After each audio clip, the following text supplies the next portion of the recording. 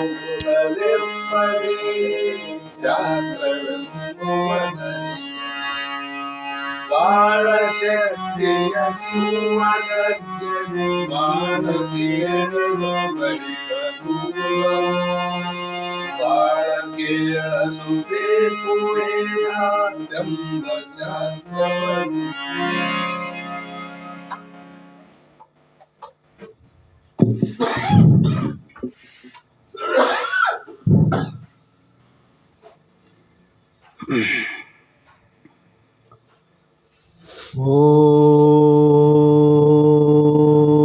ಓಂ ಗುರುಬ್ರಹ್ಮ ಗುರುವಿಷ್ಣು ಗುರುದೇವೋ ಮಹೇಶ್ವರ ಗುರು ಸಾಕ್ಷಾತ್ ಪರಬ್ರಹ್ಮ ತಸ್ಮೈ ಶ್ರೀ ಗುರವೇ ನಮಃ. ಪರಮ ಪೂಜ್ಯ ಸದ್ಗುರು ಶ್ರೋತ್ರಿಯ ಬ್ರಹ್ಮನಿಷ್ಠರು ಶ್ರೀ ಅಭಿನವ ನಿಜಗುಣ ಅಪ್ಪಂಗಳ ಶ್ರೀ ಚರಣ ಕಮಲಗಳಲ್ಲಿ ದೀರ್ಘದಂಡ ಪ್ರಣಾಮಗಳನ್ನು ಸಮರ್ಪಿಸುತ್ತಾ,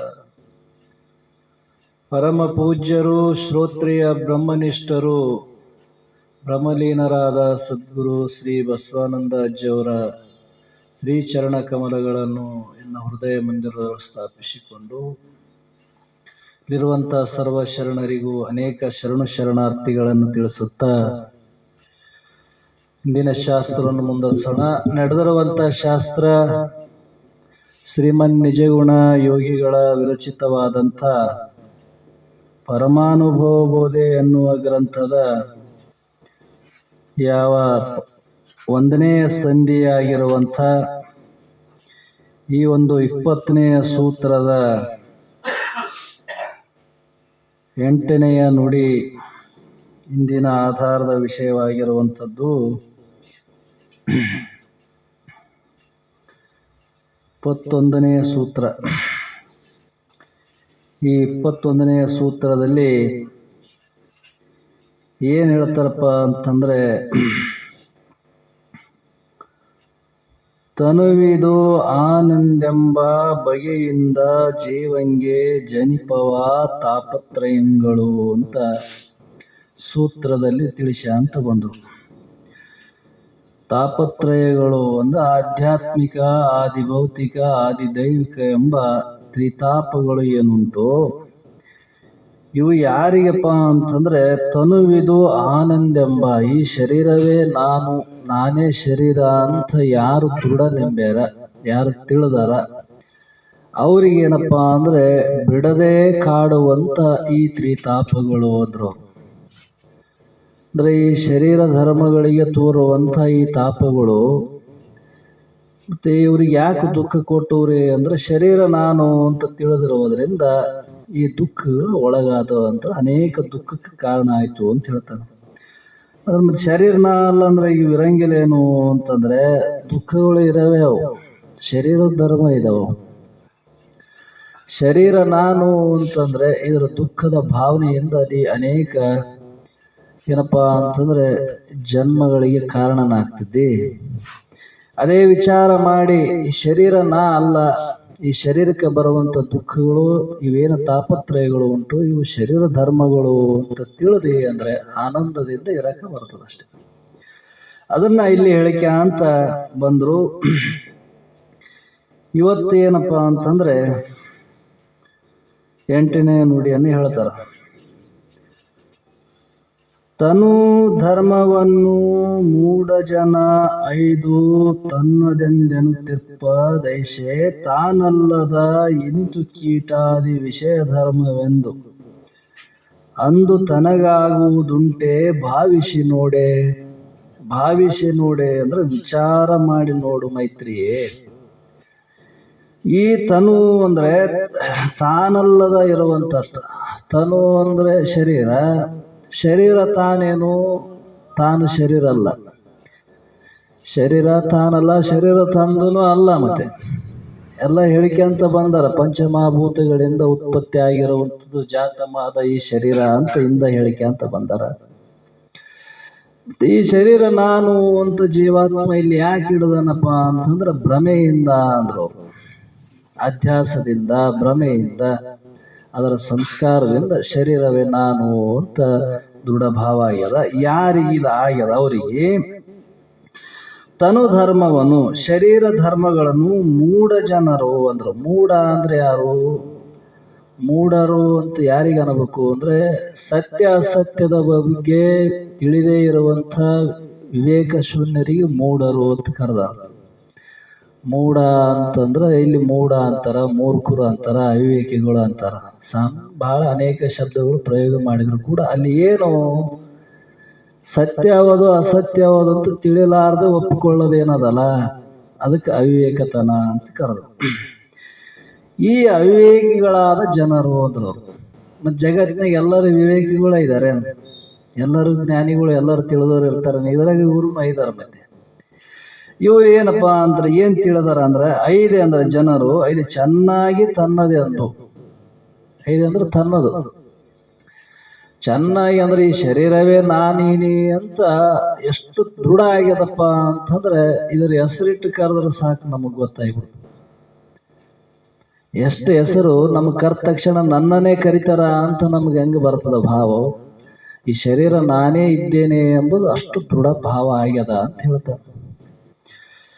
ತನ್ನದೆಂದು ನನ್ನದೆಂದು ಎನ್ನುತ್ತಿರ್ಪದೈಸೆ ಅಂದ್ರೆ ಅನ್ನುತ್ತಿರುವುದಷ್ಟೇ ಭಾವಿಸಿ ನೋಡಿ, ವಿಚಾರ ಮಾಡಿ ನೋಡಲು. ಹೇ ಮೈತ್ರಿಯೇ, ಇನ್ನಿತ್ತು ಅಂದ್ರೆ ಇಷ್ಟು ಕೀಟಾದಿ ವಿಷಯ ಅಂದ್ರೆ ಕೀಟ ಪತಂಗ ಮೊದಲಾದ ಶರೀರಗಳು ತನು ಧರ್ಮವು ಎಂದೆಂದು ಅಂದ್ರೆ ಯಾವಾಗಲೂ ತನಗಾಗುವುದುಂಟೆ ಅಂದ್ರೆ ಇವೆಲ್ಲ ಶರೀರ ಧರ್ಮ ನೀ ಅಂತ ಹೇಳ್ತಿದ್ದಿ ಸರಿ, ನಾನು ಶರೀರ ಅಂತ ಹೇಳ್ತಿದ್ದಲ್ಲ, ಮತ್ತೆ ಶರೀರ ಧರ್ಮಗಳು ನೀ ಹೆಂಗೆ ಹೇಳ್ತಿದ್ದಿ? ಶರೀರ ಧರ್ಮಗಳು ನಾವೇ ಹೇಳ್ತೀವಿಲ್ಲ. ಕೆಂಪಗೀನಿ, ಗಿಡ್ಡಕ್ಕೀನಿ, ಎತ್ತರೀನಿ, ನಾನು ಸೊರಗೀನಿ, ನಾನೇನಪ್ಪ ಅಂದ್ರೆ ದಷ್ಟಪುಷ್ಟವಾಗಿನಿ. ಶರೀರ ಧರ್ಮಗಳನ್ನು ನೀ ತಿಳಿತಿದ್ದ ಅಂದಮೇಲೆ ಶರೀರ ನಿನ್ನಿಂದ ತಿಳಿಸಂತೂ ನೀ ತಿಳಿಯೋನು ಬೇರೆ. ತಿಳಿಯುವಂಥ ವಸ್ತು ಬೇರೆ ಐತಿ, ತಿಳಿಸಿಕೊಳ್ಳುವಂಥ ವಸ್ತು ಇಲ್ಲಿ ಬೇರೆ ಅದ. ಅದನ್ನ ತಿಳಿಸಿಕೊಳ್ಳುವಂಥ ವಸ್ತುವೇ ನಾನಂತ ಹೇಳ್ತಿದ್ದಂದ ಮೇಲೆ ಮತ್ತೆ ಇದು ಅವಿವೇಕ ಅಲ್ಲವೇ? ಇದು ವಿಚಾರವಾದಂಥ ಮಾತೇನು ಅಂದ್ರೆ ಅಲ್ಲ ಅಂತ ಹೇಳ್ತಾರ. ಯಾಕೆಂದರೆ ಇದು ಸುಳ್ಳು. ಯಾಕೆಂದರೆ ತನಗೆ ದೃಶ್ಯವಾಗಿ ಕಾಣುವ, ದೃಶ್ಯ ಅಂದ್ರೆ ಗೋಚರ ಅದ, ಇಂದ್ರಿಯ ಗೋಚರ ಅದ. ಶರೀರ ಬರೀ ಕಣ್ಣಿಗಷ್ಟೇ ಕಾಣ್ತದಂತಲ್ಲ, ಮನಸ್ಸಿಗೂ ಗೋಚರ ಅದ ಶರೀರ ಧರ್ಮಗಳು. ಅಂತಃಕರಣ ಗೋಚರ ಇದಾವ. ಬುದ್ಧಿ ಅಹಂಕಾರ ಮೊದಲಾದ ಶರೀರ ಮೊದಲು ಮಾಡಿಕೊಂಡು ಅಹಂಕಾರ ಪರ್ಯಂತರ ಎಲ್ಲವೂ ದೃಶ್ಯ ಇದಾವ. ದೃಶ್ಯ ಅಂದ್ರೆ ತಿಳಿಸಂತವಲ್ಲ ನಿನ್ನಿಂದ. ನನ್ನ ಮನಸ್ಸು ಸರಿಗಿಲ್ಲ, ನನ್ನ ಬುದ್ಧಿ ಸರಿಗಿಲ್ಲ, ನನಗೆ ಅಭಿಮಾನ ಬಂದದ, ಇವೆಲ್ಲ ನೀ ತಿಳಿತಿದ್ದಂದ ಮೇಲೆ ತಿಳಿಯೋನೇ ಬೇರೆ ಇದ್ದಿ, ತಿಳಿಸ್ಕೊಳ್ಳುವಂಥ ವಸ್ತುನೇ ಬೇರೆ ಇದಾವ. ಆದ್ರೆ ಇವು ನಾನು ಅಂತಿದ್ದೆ ಅಂದ್ರೆ ಇದು ಅವಿವೇಕತನ ಆಗ್ತದ ಅಂದ್ರೆ ಅವ್ರು ವಿಚಾರ ಮಾಡಿ ನೋಡು, ಇದು ಸುಳ್ಳೈತೆ ಇದು. ಯಾಕಂದ್ರೆ ನಿನಕ್ಕಿಂತ ಭಿನ್ನವಾದಂಥ ಕೀಟಾದಿ ವಿಷಯಗಳನ್ನ ಪ್ರತ್ಯಕ್ಷವಾಗಿ ತಿಳಿತೀನಿಲ್ಲ, ಬೇರೆ ಇದಾವ. ಯಾವುದೋ ಒಂದು ಹುಳ, ಕೀಟ ಅಂತೀವಿ, ಹುಳ ನಾನಂತೀವಿ. ಹುಳ ನೋಡು, ಹುಳನೇ ಬೇರೆ ನಾನೇ ಬೇರೆ ಅಂತ ತಿಳ್ಕೊಂಡಿವಿ. ಜಗತ್ತಿನಲ್ಲಿ ತೋರುವಂತ ಅನೇಕ ಜೀವರಾಶಿಗಳು ಇದಾವ, ಅವಕ್ಕೂ ಶರೀರ ಧರ್ಮಗಳು ಇದಾವ. ಇಲ್ಲ ಏನವಕ್ಕ ಆಯಾ ಶರೀರಗಳು ಅವು ತೊಟ್ಟು ಬಂದಾವ. ಔಟ್ರ ಧರ್ಮಗಳು ನಾನು ಅಂತೀವಿ ನಾವೆಂದಾನ ಬ್ಯಾಡವು. ದನ ಕರಗಳು ಉಳಿದು ಇರ್ಲಿ, ಬ್ಯಾರೆ ಇನ್ನ ಮನುಷ್ಯರೇ ಇದಾರಲ್ಲ ಜಗತ್ತಿನಾಗ, ಏನ್ ಕಡಿಮೆ ಇದಾವ? ಇಷ್ಟೇ ಮಂದಿ ಇವೇನ್? ಅನೇಕ ಜನ ಇದಾರ. ಅವರಿಗೆ ಅಲ್ಲಿ ತೋರ್ತವಂತಕ್ಕಂಥ ಅನೇಕ ಶರೀರ ಧರ್ಮಗಳು ಅವರಲ್ಲಿ ತೋರ್ತಾವ, ಪ್ರತೀತಿ ಆಗ್ತಾವ. ಅವರಿಗೆ ಸುಖ ದುಃಖ ಆಗ್ತಾವ, ರೋಗಾದಿ ಬಾಧೆಗಳಾಗ್ತಾವ. ಆದ್ರೆ ಅವೆಲ್ಲ ತೋರಿದ್ರು ಕೂಡ ಔಟ್ರ ಧರ್ಮಗಳು ನಾನು ಅಂತ ನಾವು ಸ್ವೀಕಾರ ಮಾಡಿವೇನೆ ಅಂದ ನಾ ಭಾವದಿಂದ ಇಲ್ಲ. ಯಾಕೆ? ಅದು ಬೇರೆ ನಾ ಬೇರೆ ಅಂತ ಹೇಳಿದ್ವಿ. ಶರೀರ ಐತಿ, ಇಲ್ಲಿ ಶರೀರ ನಾನಂತಿದ್ದೆ, ಅದು ನಾನು ಅನ್ನಂಗಿಲ್ಲ ನಾವು. ಯಾಕ ಅಂದ್ರೆ ಅದೇ ಬೇರೆ ನಾ ಬೇರೆ ಅಂತ. ಈ ಶರೀರ ನಾನೆಂಬ ಅಭಿಮಾನ ಏನದಲ್ಲ, ಇದು ದುಃಖ ಕೊಡ್ತದ ನೋಡು ಅಂದ್ರು ಅವ್ರು. ಅಲ್ಲಿ ಹೆಂಗ ನಿನಗೆ ದೃಶ್ಯ ಗೋಚರ ಐತಿ ಬೇರೆಯವ್ರದ್ದು, ಅದ್ರಂಗ ನಿನ್ನ ಶರೀರ ನಿನಗೆ ಗೋಚರ ಅದ. ಆದ್ರೆ ಈ ಸತ್ಯವನ್ನು ತಿಳಿಯದೆ ಭ್ರಾಂತಿಯಿಂದ ಶರೀರವೇ ನಾನು ಅಂತ ದೃಢ ನಂಬಿದ್ದು ನೋಡು. ಇದಕ್ಕೆ ನಿನಗೆ ಬುಡದೆ ಕಾಡುವಂಥವು ಈ ತ್ರಿತಾಪಗಳು. ಈ ರೀತಿಯಿಂದ ಅಂತ ಹೇಳ್ತಾರ. ಯಾವ ರೀತಿಯಿಂದ ವಿಚಾರ ಮಾಡಿದರೆ ಈ ಶರೀರ ಧರ್ಮವು ನಿನಗೆ ಸಂಬಂಧವಿಲ್ಲ. ಹೆಂಗ ಬೇರೆಯವ್ರು ನಮಗೆ ಸಂಬಂಧ ಇಲ್ಲಲ್ಲ, ಶರೀರ ಇಲ್ಲ ಅಂತಲ್ಲ, ಅವ್ರಿಗೆ ಶರೀರ ಇದಾವೆ, ಆದ್ರೆ ನಮಗೆ ಸಂಬಂಧ ಇದಾವೇನೋ, ಭಾವ ಇದರಲ್ಲಿ ಐತೇನು, ಅದ್ರದ್ದು ಸುಖ ದುಃಖ ಇಲ್ಲ. ಅದರಂಗ ಇದೂ ಇಲ್ಲ ನೀನು ತಿಳಿಲಿಲ್ಲ ಅಂದ್ರೆ ಅದು ಸತ್ಯ ಆಗಿ ತೋರ್ತದ.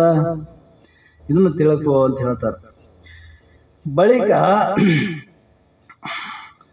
ಅದರಿಂದ ಪ್ರಕೃತಿ ಧರ್ಮಗಳ ಒಂದು ತನಗಿಲ್ಲ, ಇದು ಸಿದ್ಧ ಅಪ್ಪುದು ಏಕೆಂದೊಡೆ ಪುದಿದು ತೋರುವ ದೇಹವಿದು ತಾನು ತನ್ನದಲ್ಲದ ಕಥದಿಂದ ನೋಡು ಇನಿಯಳೆ ಅಂದ್ರೆ ಮೈತ್ರಿಯೇ ನೋಡು ಅಂತ ಹೇಳ್ತಾನ. ಏನು ಅಂದ್ರೆ ವಿಚಾರ ಮಾಡಿ ನೋಡು.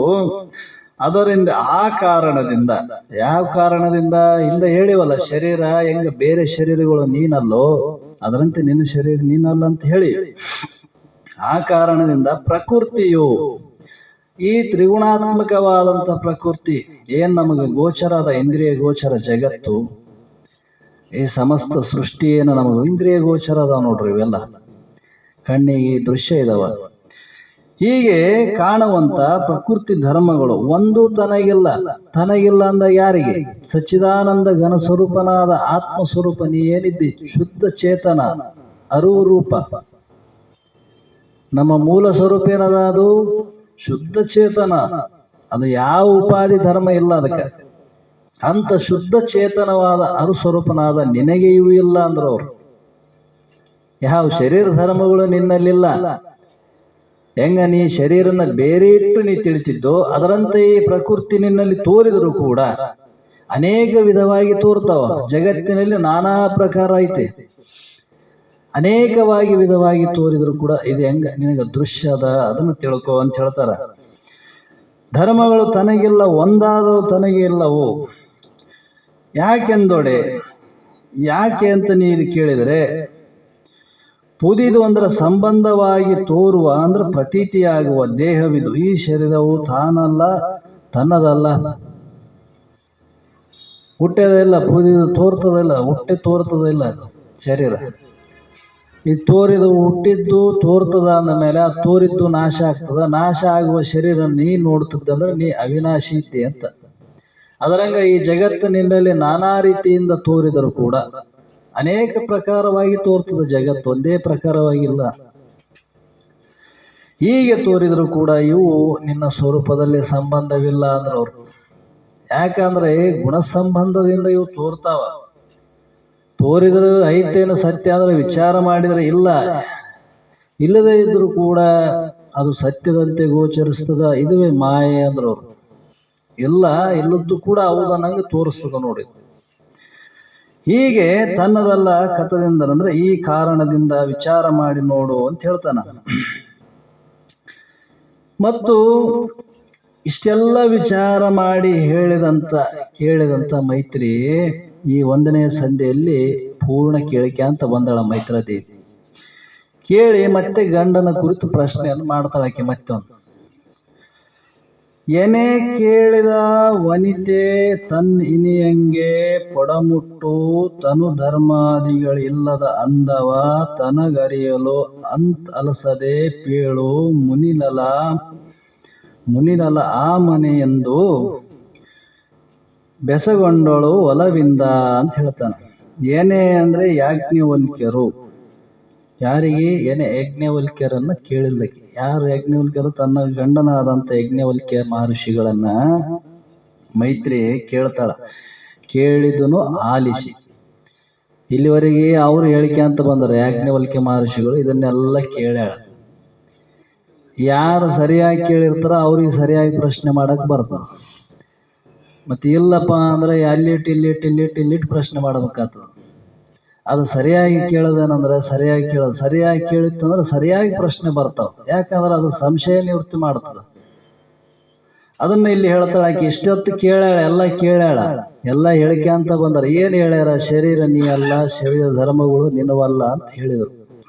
ಈ ಶರೀರ ನಾನನ್ನೋದೇ ಪ್ರವರ್ತಕ, ಈ ಶರೀರವನ್ನು ನಾನಲ್ಲ ನನ್ನದಲ್ಲ ಅಂತ ತಿಳಿಯೋದೇ ನಿವರ್ತಕ ಅಂತ ಹೇಳಿಕೆ ಅಂತ ಬಂದರ ಯಾರು? ಯಾಜ್ಞವಲ್ಕ್ಯ ಮಹರ್ಷಿಗಳು. ಇಷ್ಟು ಕೇಳಿದ ಮೇಲೆ ತನ್ನ ಪತಿಗೆ ಪೊಡಮುಟ್ಟು ಅಂದ್ರೆ ನಮಸ್ಕಾರ ಮಾಡಿ,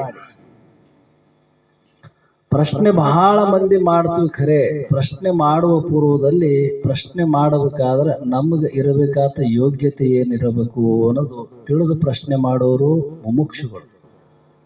ಎಲ್ಲರಿಗೆ ಬರಂಗಿಲ್ಲ ಇದು ಪ್ರಶ್ನೆ ಮಾಡಕ್ಕೆ.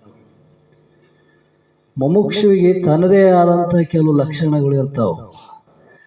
ನೇರವಾಗಿ ಗುರುಗಳಲ್ಲಿ ಯಾರು ಹೋಗಿ ಪ್ರಶ್ನೆ ಮಾಡಂಗಿಲ್ಲ. ಪ್ರಶ್ನೆ ಮಾಡಬೇಕಾದರೆ ಮೊದಲು ಆ ಗುರುಗಳಿಗೆ ನಮಸ್ಕಾರವನ್ನು ಸಲ್ಲಿಸಿ ಆ ಬಳಿಕ ಅವರಲ್ಲಿ ಪ್ರಶ್ನೆಯನ್ನು ಮಾಡೋದು ಇದು ಉತ್ತಮ ಶಿಷ್ಯನ ಲಕ್ಷಣ ಅಂತ ಹೇಳ್ತಾರೆ.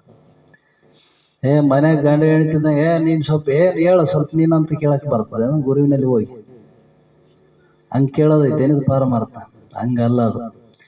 ವಿನಯ ವಿನಮ್ರತೆಯಿಂದ ಶಿಷ್ಯನು ಪ್ರಣಿಪಾತನಾಗಿ ಶಿಷ್ಯನು ಗುರುವಿನಲ್ಲಿ ಪ್ರಶ್ನೆಯನ್ನು ಮಾಡ್ಬೇಕು. ಅದನ್ನ ಇಷ್ಟೆಲ್ಲ ಕೇಳ ತನ್ನ ಗಂಡನೇ ಐದಾನ ಮತ್ತೆ ಇಷ್ಟು ಹೇಳಿದ್ದೀನ ಸ್ವಲ್ಪ ಹೇಳು ಅಂತಂತ ಕೇಳಿಲ್ಲ ನನಗೆ ಇಲ್ಲ. ಮತ್ತೆ ವಿನಯದಿಂದ ನಮಸ್ಕಾರವನ್ನು ಸಲ್ಲಿಸಿ ಕೇಳ್ತಾಳಕ್ಕೆ ಏನಪ್ಪ ಅಂತಂದ್ರೆ,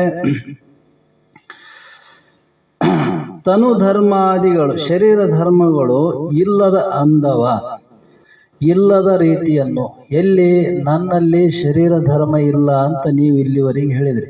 ಆತ್ಮನಾದ ನನ್ನಲ್ಲಿ ಈ ಶರೀರ ಧರ್ಮಗಳು ಇಲ್ಲ, ಅವು ನಿನ್ನಲ್ಲಿ ತೋರೋದಿಲ್ಲ ಅಂತ ಹೇಳಿದ್ರಿ ನೀವು. ಅಂದವ ಅಂದ್ರೆ ಅದರ ಸ್ವರೂಪವನ್ನು ನೀವು ಹೇಳಿದ್ರಿ.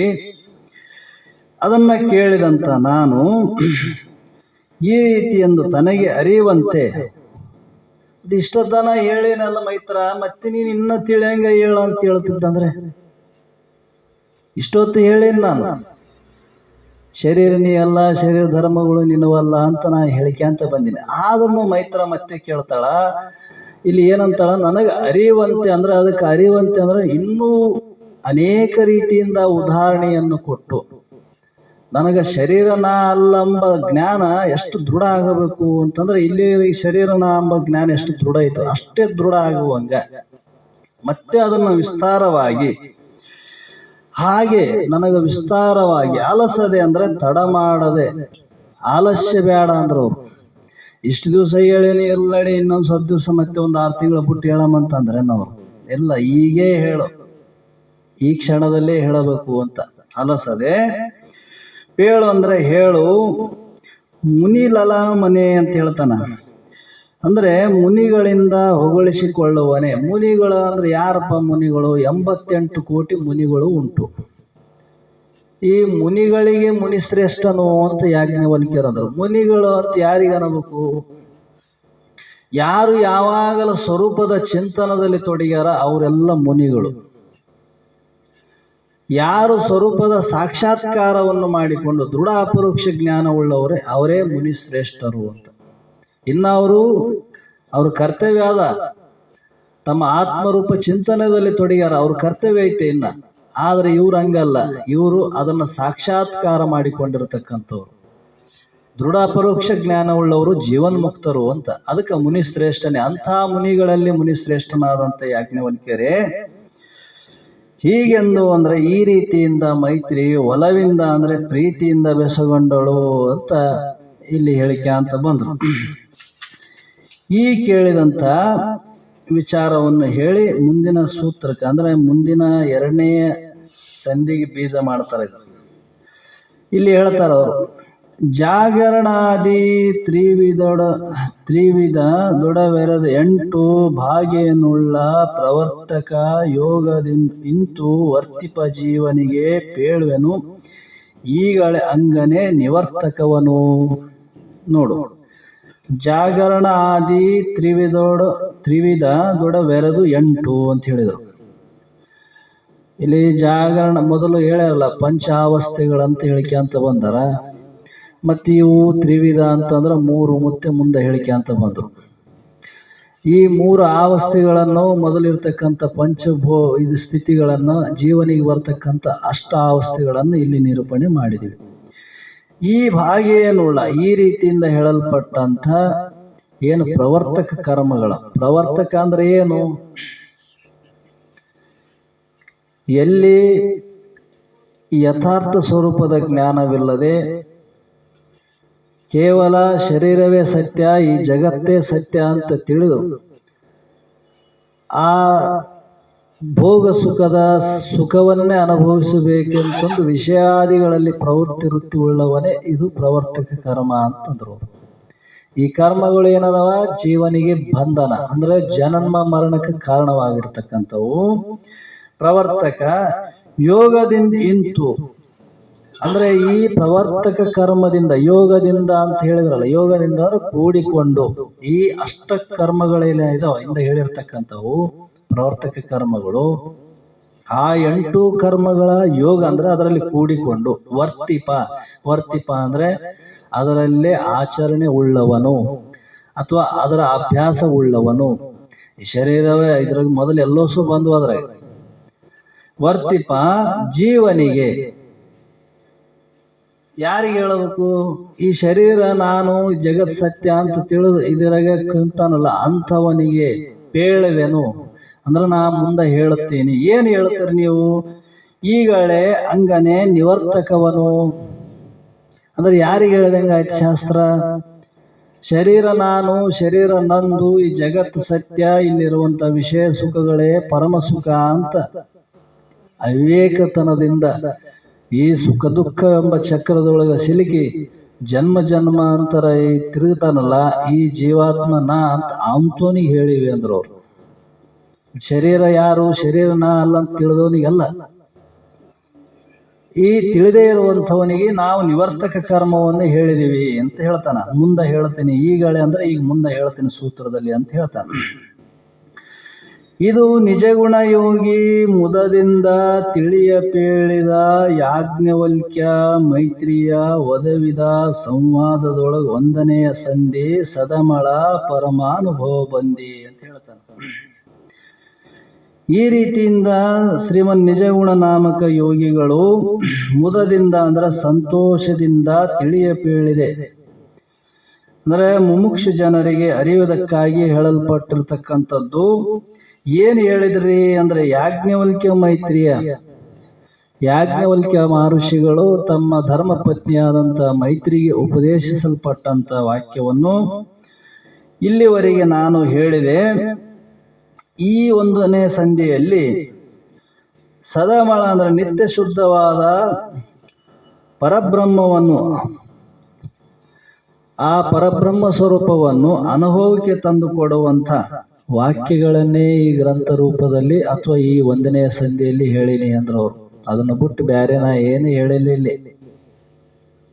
ಇಲ್ಲಿ ಬೇರೆ ಏನನ್ನ ಹೇಳಿದ್ರೆ ಆ ಪರಬ್ರಹ್ಮ ಸ್ವರೂಪವನ್ನೇ ನಿನ್ನ ಅನುಭವಕ್ಕೆ ತಂದು ಕೊಡುವಂಥ ವಾಕ್ಯಗಳನ್ನೇ ನಾ ಇಲ್ಲಿ ನಿರೂಪಣೆ ಮಾಡಿಕ್ಯಾಂತ ಬಂದೀನಿ.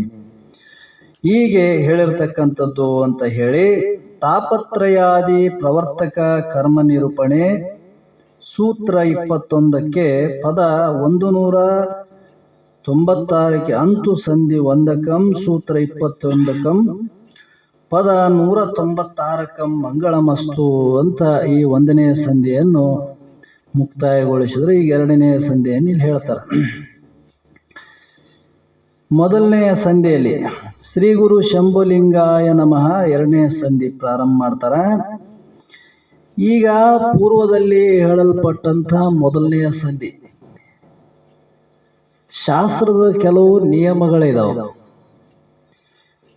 ಏನಪ್ಪ ಅಂತಂದ್ರೆ ನೇರವಾಗಿ ನೀ ಆತ್ಮಸ್ವರೂಪನೇ ಇದ್ದಿ, ನೀ ಬ್ರಹ್ಮ ಸ್ವರೂಪನೇ ಇದ್ದಿ ಅಂತಂದ್ರೆ ಅದು ಅನುಭವಕ್ಕೆ ಬರೋದು ಬಹಳ ಕಷ್ಟ, ಎಲ್ಲರಿಗೂ ಬರೋದಲ್ಲ.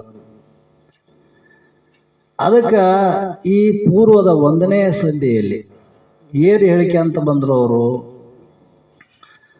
ಪುನಃ ನಮ್ಮ ಸ್ವರೂಪದಲ್ಲಿ ಅಧ್ಯಾರೋಪ ಅಂತ ಹೇಳ್ತಾರೆ. ಅಧ್ಯಾರೋಪ ಅಂದ್ರೇನು?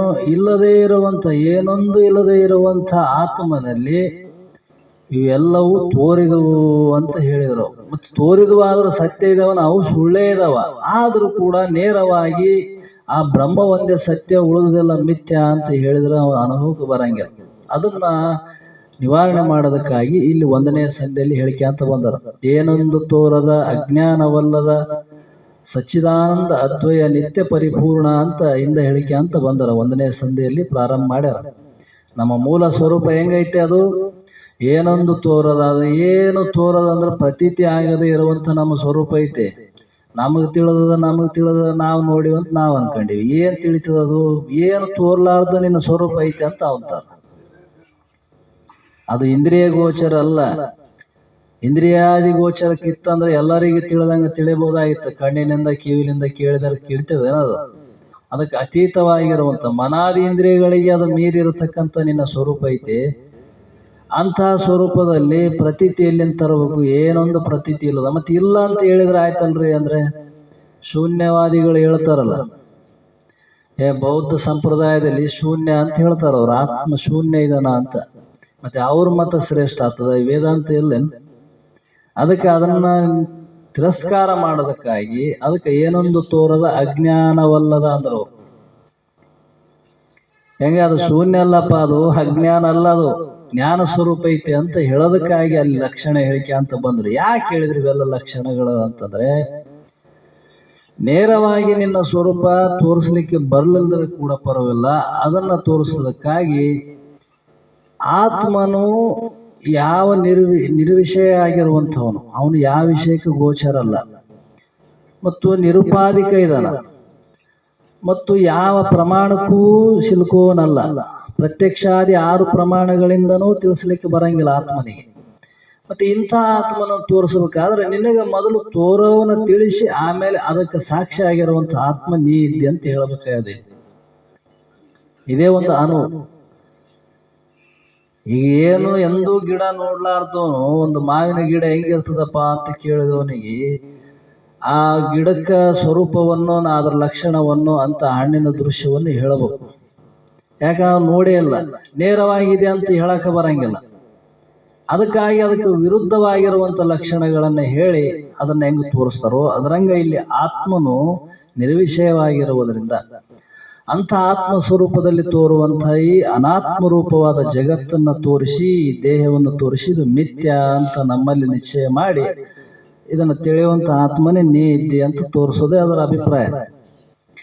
ಈಗ ಇಂದ ಅಧ್ಯಾರೋಪವನ್ನು ಹೇಳಿ ಈ ಆರೋಪವನ್ನು ನಿವರ್ತನೆ ಮಾಡ್ತಾರೆ. ಈಗ ಅಂದ್ರೆ ಆತ್ಮನಲ್ಲಿ ತೋರುವಂಥ ಏನು ಇಂದ್ರಿಯ ಶರೀರ ಧರ್ಮಗಳು ಇವೆಲ್ಲವೂ ನೀ ಅಲ್ಲ ಅಂತ ಹೇಳೋದೇ 2ನೇ ಸಂಧಿಯಲ್ಲಿ ಹೇಳ್ತಾನೆ. ಇಲ್ಲಿ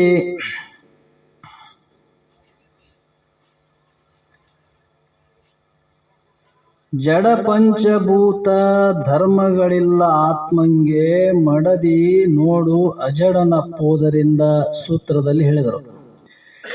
ಜಡ ಪಂಚಭೂತ ಧರ್ಮಗಳು ಇಲ್ಲ ಆತ್ಮಂಗೆ ಅಂದರು.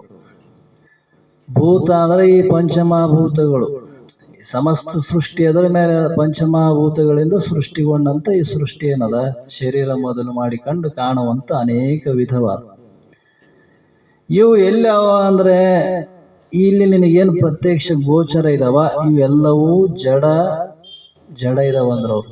ಜಡ ಅಂದ್ರೆ ಏನು? ಸ್ವಯಂ ತಿಳಿಯುವಂತ ಶಕ್ತಿ ಅವಕ್ಕೆ ಯಾವಕ್ಕೂ ಇಲ್ಲ. ಈ ಪಂಚಮಭೂತಗಳಿಗೆ ಇಲ್ಲ ಅಂದ ಮೇಲೆ ಅದರಿಂದ ಹುಟ್ಟಿದಂತ ಈ ಶರೀರಕ್ಕೆ ಎಲ್ಲಿಂದ ಬರ್ಬೇಕು ಅಜ್ಞಾನ? ಮೂಲವಾದಂತ ಪಂಚಮಭೂತಗಳೇ ಜಡ ಇದಾವ. ಭೂಮಿ ಜಡ ಅದ, ವಾಯು ಜಡ ಅದ, ಬೆಂಕಿ ಜಡ ಅದ, ಗಾಳಿ ಜಡ ಅದ, ಆಕಾಶವೂ ಜಡನೇ ಅದ. ಇಂಥ ಪಂಚವಿಕೃತಿಗೊಂಡಂತ ಈ ಶರೀರ, ಅದರಿಂದ ಹುಟ್ಟಿದಂತ ಈ ಶರೀರಕ್ಕೆ ಚೇತನ ಎಲ್ಲಿಂದ ಬರಬೇಕು? ಅವು ಜಡ ಸ್ವರೂಪನೇ ಇದಾವೆ. ಇವು ಜಡ ಸ್ವರೂಪಗಳಾಗಿರುವುದರಿಂದ ಇಂಥ ಪಂಚಭೂತಗಳ ಧರ್ಮಗಳು ಏನಿದಾವ, ಧರ್ಮಗಳು ಅಂದ್ರೆ ಏನಾದ್ರೂ ಸ್ವಭಾವ ಧರ್ಮ ಏನಾದ್ರಿ? ಜಗತ್ತಿನ ಧರ್ಮ, ಪಂಚಮಭೂತದ ಧರ್ಮ ಏನಾದ? ಶಾಸ್ತ್ರದಲ್ಲಿ ಹೇಳಿಕೆ ಅಂತ ಬಂದದ. ಔಟ್ರ ಧರ್ಮ ಅನೃತ, ದುಃಖ, ಖುಷಿ ಅಂತ ಏನು ಹೇಳಿಕೆ ಅಂತ ಬಂದಾರ. ಜಡ, ದೃಶ್ಯ ಇವೇನು ಲಕ್ಷಣ ಇದಾವೆ ಇವೆಲ್ಲವೂ ಜಡಕ್ಕೆ ಹೇಳ್ಯಾರ. ಇಂಥ ಜಡ ಲಕ್ಷಣವಾಗಿರುವಂಥ ಆ ಧರ್ಮಗಳು ಆತ್ಮನಲ್ಲಿ ಇದಾವೇನಂದ್ರೆ ಆತ್ಮನಲ್ಲಿ ಇಲ್ಲೇ ಇಲ್ಲ. ಅದು ನೀನು ಕಲ್ಪನಾ ಮಾಡಿದ್ದೆ ನಾನು ಅಂತ ನಿನ್ನಲ್ಲೇ ಇದಾವೆ. ನೀನು ಆದ್ರೆ ನೀ ಹೆಂಗೆ ತಿಳಿಯಕ್ಕೆ ಬರ್ತದ? ಅದನ್ನ ತಿಳಿಯುವಂತ ಆತ್ಮ ನೀ ಇದ್ದಿ. ತಿಳಿಸಿಕೊಳ್ಳುವಂತ ಈ ಪಂಚಮಭೂತಗಳು ಇದಾವ. ನೋಡಿದೀವಲ್ಲ ನಾನು ಅಂತ ಅಂತಿದ್ದೆ ಅಂದ್ರೆ ಮತ್ತೆ ಮಂದಿವು ಸಾಮಾನು ನಾನು ಅಂದಂಗೆ ಆಗ್ತದ. ಇದು ಮನೆಯನ್ನು ನಿಂತು ನೋಡೋನು ಮನೆ ತಾನು ಆಗ್ತಾನೆ ಏನಂದನ? ಎಂದೂ ಆಗಂಗಿಲ್ಲ. ಯಾಕೆ? ಮನೆನೇ ಬೇರೆ, ನಾನೇ ಬೇರೆ ಏನೇ. ಇದರಂಗ ಈ ದೇಹವನ್ನು ನೋಡಿ ಈ ದೇಹದ ಕಾರಣವಾಗಿರುವಂತ ಪಂಚಮಭೂತಗಳು ಜಡವಾಗಿದಾವ. ಇಂಥ ಜಡವಾದ ಧರ್ಮಗಳು ನಿನ್ನುವೇನು ಅಂದ್ರೆ ನಿನ್ನುವ ಅಲ್ಲೇ ಅಲ್ಲ, ಅವು ಅಧ್ಯಾಸದಿಂದ ನಾ ಅಂತ ತಿಳಿದದು ಅಷ್ಟೇ. ಹೀಗೆ ಹೇಳಿ ಈ ಸೂತ್ರದಲ್ಲಿ ಹೇಳಿ ಮುಂದೆ ಅದಕ್ಕೆ ಹೇಳ್ತಾರ ಅವರು, ಶ್ರೀ ಮಹಾದೇವಂಗೆ ಸೋಮಂಗೆ ಸುಖಪೂರ್ಣ ಧಾಮಂಗೆ ಸತ್ಯ ಚಿದ್ರೂಪಂಗೆ ಕಾಮಿತ ಜನ ಕಲ್ಪಭೂಜಂಗೆ ಶಂಭುವಿಂಗ್ ಆಮೋದದಿಂದ ವಂದಿಸುವೆನು ಅಂತ ಸೂತ್ರದಲ್ಲಿ ಇಲ್ಲಿ ಮಂಗಲವನ್ನು ಮಾಡ್ತಾರೆ. ಯಾಕೆ ಮಂಗಲ ಮಾಡ್ತಾರ್ರಿ? ಸಂಧಿಗೆ ಏನು ಕೆಲಸ ಐತಿ ಇದಕ್ಕೆ ಮಂಗಲ ಮಾಡೋದು ಅಂದ್ರೆ, ಅದು ಒಂದು ಗ್ರಂಥಕರ್ತನ ಕರ್ತವ್ಯ ಅದ. ಒಂದು ಸಂಧಿ ಮುಗಿದದ ಅಂದ್ರೆ ಇನ್ನೊಂದು ಸಂಧಿ ಅದನ್ನು ಸರಿಯಾಗಿ ರೀತಿಯಿಂದ ನಡಿಬೇಕಾದ್ರೆ ಅದಕ್ಕೆ ಮಂಗಲವನ್ನು ಮಾಡಿ ಮುಂದೆ ಹೇಳ್ತಾರ. ಇಲ್ಲಿ ಯಾವ ಮಂಗಲ ಮಾಡ್ಯಾರ? ಈಗ ಇಲ್ಲಿ ಮಂಗಲ ಮಾಡ್ಯಾರ ಖರೆ ನಿಜಗೊಂಡ್ರು. ಯಾವ ಮಂಗಲ ಮಾಡಿದ್ರಪ್ಪ? ಮಂಗಲದಾಗ 3 ಇದಾವೆ. ಸ್ವರೂಪ ಮಂಗಲ ಐತು, ನಮಸ್ಕಾರ ರೂಪ ಮಂಗಲ ಐತು, ಮತ್ತು ವಸ್ತು ನಿರ್ದೇಶನ ಮಂಗಲ ಐತಿ. ಇಲ್ಲಿ ಯಾವ್ದು ಮಾಡಿದ್ದು? ಈಗ ಇಲ್ಲೇ ಮಾಡ್ಯಾರಲ್ಲ. ಈಗ ಯಾವ ಮಂಗಲ ಹೇಳಿದ್ರಿ ಇದಕ್ಕ? ಇದು ಯಾವ ಮಂಗಲ ಹೇಳ್ಯಾರ? ನಮಸ್ಕಾರ ರೂಪ ಮಂಗಲವನ್ನು ಹೇಳ್ತಾರ. ಯಾರಿಗೆ ಹೇಳಿದ್ರು ನಮಸ್ಕಾರ ರೂಪ? ಅದನ್ನ ಹೇಳ್ತಾನಂತಾರ ನೋಡು. ಶ್ರೀ ಮಹಾದೇವಂಗೆ ಸೋಮಂಗೆ ಸುಖಪೂರ್ಣ ಧಾಮಂಗೆ ಸತ್ಯ ಚಿದ್ರೂಪಂಗೆ. ಇಲ್ಲಿ 4 ಮಾತು ಬರೀತಾರ. ಶ್ರೀ ಮಹಾದೇವಂಗೆ ಅಂದ್ರೆ ಅವರು ಬರೇ ದೇವಂಗೆ ಅನ್ನಲ್ಲ, ಮಹಾದೇವಂಗೆ. ಯಾರಿಗೆ? ದೇವಾನು ದೇವತೆಗಳಿಗೆ ದೇವನಾದಂಥವನು ಪರಮಾತ್ಮ ಈಶ್ವರ ಅಂತ ಹೇಳ್ತು. ಸಗುಣ, ಇದು ಸಗುಣಕ್ಕೆ ಹೇಳಿದಾಗ. ಸೋಮಂಗೆ ಅಂದ್ರೆ ಪರಮಾತ್ಮ ಯಾರಪ್ಪ? ಸೋಮ ಅಂದ್ರೆ ಪಾರ್ವತಿಯನ್ನು ಕೂಡಿಕೊಂಡ ಇದ್ದಾನಿಲ್ಲ ಈಶ್ವರ. ಅಂತ ಪಾರ್ವತಿಯನ್ನು ಕೂಡಿಕೊಂಡಿರುವಂಥವನೇ ಪರಮಾತ್ಮನಿಗೆ. ಸುಖಪೂರ್ಣ ಧಾಮಂಗೆ ಸತ್ಯ ಚಿದ್ರೂಪಂಗೆ ಅಂದ್ರೆ ಅವರು ಇಲ್ಲಿ ಸುಖಪೂರ್ಣ ಧಾಮಂಗೆ ಸತ್ಯ ಚಿದ್ರೂಪಂಗೆ. ಇದು ನಿರ್ಗುಣ ಪರವಾಗಿ. ಸಗುಣ ಮೇಲೆ ಹೇಳ್ಯಾರ, ಮತ್ತೆ ಇಲ್ಲಿ ನಿರ್ಗುಣ ಹೇಳ್ಯಾರ. ನಿಜಗೊಂಡ್ರು ಒಂದೇ ಮಾತಿನಲ್ಲಿ ಒಬ್ಬನೇ ಮಂಗಲ ಮಾಡೋದ್ರೊಳಗ ನಮಸ್ಕಾರ ರೂಪದಲ್ಲಿ 2 ಪ್ರಕಾರ ಮಾಡ್ಯಾರ ಅವರು. ಸಗುಣ ರೂಪದಲ್ಲಿ ಈಶ್ವರನ ಹೀಗಿದ್ರು ಕೂಡ ನಿರ್ಗುಣದಲ್ಲಿ ಚಿತ್ತು ಆನಂದ ಲಕ್ಷಣ ಉಳ್ಳಂಥವನೇ ಪರಮಾತ್ಮ ಅಂದ್ರು ಅವರು. ಮತ್ತೆ ಇಲ್ಲಿ ಸಗುಣದಲ್ಲಿ ಹೇಳ್ಯಾರ ಶ್ರೀ ಮಹಾದೇವಂಗೆ ಅಂತ ಹೇಳಿದ್ರೆ ಎಲ್ಲರಿಗೆ ದೇವಾನಿ ದೇವತೆಗಳಿಗೆ ದೇವನಾಗಿರುವಂಥವನೇ ಪರಮಾತ್ಮ, ಪಾರ್ವತಿಯನ್ನು ಕೂಡಿಕೊಂಡಿರುವವನು ಅಂತ. ಇದಕ್ಕೆ ಇನ್ನೂ ನಿರ್ಗುಣದಲ್ಲಿ ಲಕ್ಷಣ ಐತೆ. ಅದಕ್ಕೆ ಸಕಲ ದೇವತೆಗಳಿಗೆ ಒಡೆಯನು ಯಾರಪ್ಪ? ಆತ್ಮನೇ ಒಡೆಯನು. ಅವನು ಸತ್ತ ಪಡೆದು ಎಲ್ಲ ದೇವತೆಗಳು ವ್ಯವಹಾರ ಮಾಡ್ತಾರ, ಸಕಲ ಜೀವಿಗಳು ವ್ಯವಹಾರ ಮಾಡ್ತಾರ. ಈ ತ್ರಿಮೂರ್ತಿಗಳು ಯಾರಿಂದ ಸೃಷ್ಟಿ ಮಾಡಕತ್ತಾರಂತವ್ರು? ಯಾರ ಶಕ್ತಿ ಮೇಲೆ ಸೃಷ್ಟಿ ನಡೆದದವ್ರಿಗೆ? ಆತ್ಮ ಚೈತನ್ಯದಿಂದನೇ ಆ ಸೃಷ್ಟಿ ಕ್ರಮಗಳು ನಡೆದವ. ಈ ಸಮಸ್ತ ಜಗತ್ತುತ್ಪತ್ತಿ ಸ್ಥಿತಿ ನಾಶ ಉಳ್ಳುವುದು ಎದರಿಂದ ನಡೆದವ ಅಂದ್ರೆ ಆ ಜ್ಞಾನ ಸ್ವರೂಪನಾಗಿರುವುದರಿಂದನೇ ನಡೆದವ. ಹೀಗೆ ಎಲ್ಲದಕ್ಕೆ ದೇವನಾಗಿರುವಂಥವನೇ ಆ ನಿರ್ಗುಣ ಪರಮಾತ್ಮನು. ಸೋಮನು ಅಂತಂದಾಗ ಇಲ್ಲಿ ಸಾಕ್ಷಾತ್ ಪಾರ್ವತಿಯನ್ನು ಧಾರಣೆ ಮಾಡಿಕೊಂಡಿರುವಂಥವನು ಅಲ್ಲ. ಇಲ್ಲಿ ಸಕಲ ವಿದ್ಯೆಗಳನ್ನ ಅಂದ್ರೆ ಈ ಸಮಸ್ತ ವಿದ್ಯೆಗಳಿಗೆ ಮೂಲವಾದಂತಹ ಬ್ರಹ್ಮವಿದ್ಯೆಯಿಂದ ಕೂಡಿಕೊಂಡಿರುವವನೇ ಆ ಈಶ್ವರ ಸಮಾನ ಅಂದ್ರವ್ರು. ಈ ರೀತಿಯಿಂದ ಹೇಳಿ ಕಾಮಿತ ಜನ ಕಲ್ಪಭೂಜಂಗೆ ಅಂದ್ರವ್ರು. ಕಾಮಿತ ಜನ ಅಂದ್ರೆ ಯಾರು? ಸಗುಣದಿಂದ ಕೂಡಿಕೊಂಡು ಇಷ್ಟಾರ್ಥವನ್ನು ಪಡಿಲಿಕ್ಕೆ ಸಾಧನವಾಗಿರುವಂಥವ್ರು. ಏನು ಸಗುಣದಲ್ಲಿ ಅನೇಕ ರೀತಿಯಿಂದ ಮಾಡಿಕೊಂಡು ಬಂದಾರಲ್ಲ ಅವರಿಗೆ ಕಾಮಿತ ಜನ ಕಲ್ಪಭೂಜಂಗೆ ಶಂಭುವಿ ಆಮೋದಿಂದ ವಂದಿಸುವೆನು ಅಂದ್ರೆ ಅಂಥ ಸಗುಣ ನಿರ್ಗುಣ ಪರವಾಗಿರುವಂಥ ಆ ಪರಮಾತ್ಮನಿಗೆ ನನ್ನ ನಮಸ್ಕಾರ ರೂಪ ಮಂಗಲವನ್ನು ಹೇಳುತ್ತೀನಿ ಅಂತ ಗ್ರಂಥಕರ್ತರು ಇಲ್ಲಿ ಹೇಳಿದರು. ಮುಂದ ಯಾಜ್ಞವಲ್ಕ್ಯ ಮಹಾಯೋಗೀಶನು ತನ್ನ ಜಾಯೆ ಮೈತ್ರಿಯಿಗೆ ಮುದದಿಂದ ಕಾಯಾದಿ ಧರ್ಮ ಆತ್ಮನಿಗಿಲ್ಲವೆಂಬುದು ವೈಯಾರದಿಂದ ಅರ್ಪಿದನು ಇಂತು. ಶ್ರೀ ಯಾಜ್ಞವಲ್ಕ ಮಹಾಯೋಗೀಶನು ಯೋಗಿಗಳಲ್ಲಿ ಶ್ರೇಷ್ಠನಾಗಿರುವಂಥ ಆ ಯಾಜ್ಞವಲ್ಕ್ಯ ಮಹರ್ಷಿಗಳು. ಯಜ್ಞವಲ್ಕ್ಯ ಬೇರೆ ಯಾಜ್ಞವಲ್ಕ್ಯ ನೋಡ್ರಿ. ಯಜ್ಞವಲ್ಯ ಅಂದ್ರೆ ಅವ್ರ ಅಪ್ಪ, ಯಜ್ಞವಲ್ಯನ ಮಗ ಇವನು ಯಾಜ್ಞವಲ್ಕ್ಯ. ಈ ಯಾಜ್ಞವಲ್ಕ್ಯ ಋಷಿಗಳ ಅಂಥ ಯೋಗಿಯು ತನ್ನ ಅಂದರೆ ಸ್ವಕೀಯಾದ ಜಾಯ ಅಂದ್ರೆ ಸತಿಯಳಾದಂಥ ಮೈತ್ರಿಗೆ ತನ್ನ ಹೆಂಡತಿಗೆ ಉಪದೇಶ ಮಾಡ್ಯಾನ. ಅಂದ್ರೆ ಯಾರಿಗಾದ್ರೂ ಮಾಡಬಹುದು ಏನಂದ್ರೆ ಯಾರಿಗಾದ್ರೂ ಮಾಡ್ಬೋದು. ಆ ಗುಣ ಯಾರಿಗೆ ಬಂದ ಅವ್ರಿಗೆ ಮಾಡ್ಬೋದು. ಅವ್ರ ಹೆಂಡತಿ ಆಗಿರ್ಲಿ, ಮಗ ಆಗಿರ್ಲಿ, ತಾಯಿ ಆಗಿರ್ಲಿ ಮಾಡ್ಯಾರಲ್ಲಿಂದ. ಅನೇಕ ಋಷಿ ಮುನಿಗಳು ಮಾಡಿಲ್ಲ. ಕಪಿಲ ಮಹರ್ಷಿ ತನ್ನ ತಾಯಿಗೆ ಉಪದೇಶ ಮಾಡ್ಯಾನ. ನೀ ಬ್ರಹ್ಮ ಸ್ವರೂಪನೇ ಇದ್ದಿ, ನೀ ಆತ್ಮ ಸ್ವರೂಪ ಇದ್ದಿ ಅಂತ ಉಪದೇಶ ಮಾಡಿ ಆಕೆಯಲ್ಲಿ ನಿಧಿಧ್ಯಾಸನದಾಗ ತನ್ನ ಅಂತರಾತ್ಮ ಆಕ ವೃತ್ತಿಯೊಳಗೆ ಲೀನಾದ್ಲಾಕೆ. ಮಾಡಿಲ್ಲ ಅಂತಲ್ಲ, ಮಾಡ್ಯಾರ. ಇಂದ ಅನೇಕ ಮಹಾತ್ಮರು ಬಂದು ಮಾಡಿ ಹೋಗ್ಯಾರ. ಮತ್ತೆ ಯಾಕೆ ಎಲ್ಲರಿಗೆ ಇದು ಬರಂಗಿಲ್ರಿ ಅಂದ್ರೆ ಈ ಗುಣ ಬಂದಿತ್ತು ಅಂದ್ರೆ ಅವ್ರಿಗೆ ತಿಳಿತದ, ಅಜ್ಞಾನ ಆಗ್ತದ. ಮತ್ತೆ ಈ ಗುಣ ಬರಬೇಕಲ್ಲ. ಮೈತ್ರಿಗೆ ಬಂದಂಥ ಗುಣ ಏಸು ಮಂದಿಗೆ ಬರ್ತಾವಪ್ಪ ಜಗತ್ತಿಗೆ ವಿಚಾರ ಮಾಡಿ ನೋಡಿದ್ರೆ. ಹೆಣ್ಮಕ್ಳು ಭಾಳ ಮಂದಿ ಯಾರು ಇಲ್ಲ ಅಂತಿಲ್ಲ. ಪತಿವ್ರತ ಸ್ತ್ರೀಯರಲ್ಲಿ 5 ಮಂದಿ ಅಂತ ಬರ್ಕೊಂಬಂದಾರ. ಮತ್ತೆ ಆಕಿನಲ್ಲಿ ಈಕಿನ ಸೇರಿಸಿಲ್ಲ ಅವರು. ಪತಿವ್ರತ ಧರ್ಮನೇ ಬೇರೆ. ಅವರು ಪತಿವ್ರತದಲ್ಲಿ ಶ್ರೇಷ್ಠರಿರ್ಬೋದು, ಜ್ಞಾನದಲ್ಲಿ ಶ್ರೇಷ್ಠರು, ಜೀವನ್ಮುಕ್ತರಾಗುವಂಥ ಸ್ಥಿತಿ ಎಷ್ಟು ಮಂದಿಗೆ ಪಡೆದಂದ್ರೆ ಕೇವಲ ಕೆಲವು ವ್ಯಕ್ತಿಗಳಲ್ಲಿ. ಮೈತ್ರಿ, ಗಾರ್ಗಿ, ಶಿಖಿಧ್ವಜನ ಹೆಂಡತಿಯ ಚುಡಾಲಿ ಆಕೆ ಗಂಡಗ ಉಪದೇಶ ಮಾಡ್ಯಾಳ ನೋಡು. ಎಷ್ಟು ಮಂದಿ ಇರ್ತಾರಂತ ಅಂದ್ರೆ ತಿಳಿಯುವಂಥ ಆಸಕ್ತಿ ಯಾರಿಗದ ಅವ್ರಿಗೆ ತಿಳಿತದ. ಅಂಥ ಒಂದು ಗುಣ ಭರಿತರಾಗಿರುವಂಥ ಅಂಥವರು ತಿಳ್ಕಂತಾರಿಲ್ಲ ಅಂತಿಲ್ಲ. ಅಂತ ರಾಜ್ಯಭಾರವನ್ನು ಮಾಡ್ತಿರುವಂಥ ಶಿಖಿಧ್ವಜ ಮಹಾರಾಜ ಸಕಲ ಜ್ಞಾನವನ್ನು ಪಡೆದದ್ದ ಅವನು. ಆದ್ರೂ ಅವನಿಗೆ ಸಂಶಯ ಇತ್ತು, ನಾನು ಬಿಟ್ರೆ ನನಗೆ ಮೋಕ್ಷ ಆಗ್ತದಂತ. ಈ ಸಂಸಾರದಾಗಿದ್ರೆ ನನಗೆ ಹಂಗೆ ಮೋಕ್ಷ ಆಗ್ತದ. ಆದ್ರೆ ಆಕೆ ಹೆಂಡತಿಗೆ ಗೊತ್ತಿತ್ತು ನೋಡು, ಈ ಮೋಕ್ಷಕ್ಕೂ ಈ ಸಂಸಾರಕ್ಕೂ ಏನು ಸಂಬಂಧ ಇಲ್ಲ ಅಂತ ಆಕೆ ಇದ್ದ ತಿಳ್ಕೊಂಡಿದ್ದ. ಆದ್ರೆ ಅವನಿಗೆ ನಂಬಿಕೆ ಇದ್ದಿಲ್ಲ. ರಾತ್ರಿ ಮನೆ ಬಿಟ್ಟು ಹೊಡೆಯೋದ ಹೆಂಡತಿಗೆ ಹೇಳಾರ್ದು. ಹೋಗಿ ಕಾಡಿನಾಗ ಗುಡಿಸಲಿಕ್ಕೊಂಡಿರ್ತಾವ. ಈ ಎಲ್ಲ ತ್ಯಾಗ ಮಾಡಿ ನಾನು ಬುಟ್ಟಿಕೇಸಿ ಏನಪ್ಪ ಅಂದ್ರೆ ಎಲ್ಲ ಸರ್ವಸಂಗ ಪರಿತ್ಯಾಗ ಮಾಡಿದ್ರೆ ನನಗೆ ಮೋಕ್ಷ ಆಗ್ತದಂತ ಅವನು ತಿಳ್ಕೊಂಡು ಹೋದ.